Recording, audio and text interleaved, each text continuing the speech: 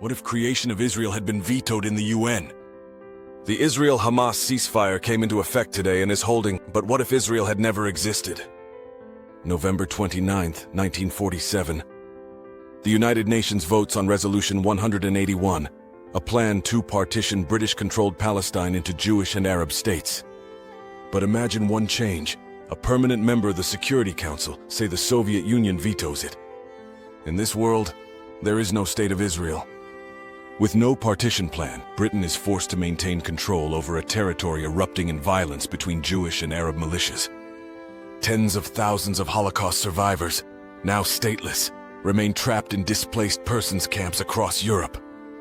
Zionist paramilitary groups like the Haganah and Irgun, instead of preparing for statehood, turn their fight toward the British themselves.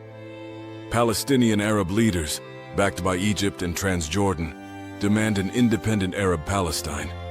But London, exhausted after World War II, can barely hold on.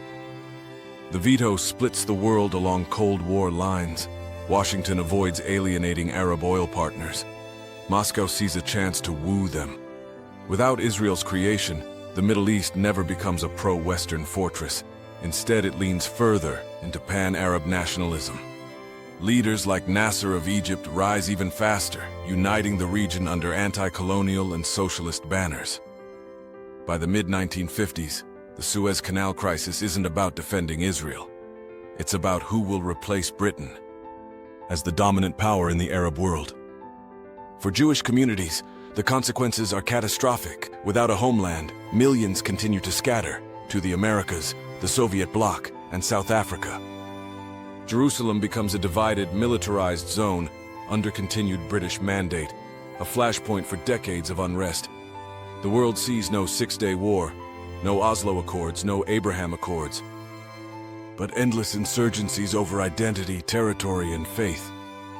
Had a single veto been cast in 1947, the map of the modern Middle East and the story of Jewish survival would look entirely different. Sometimes, history turns not on armies or revolutions, but on one vote. Subscribe for more What If History.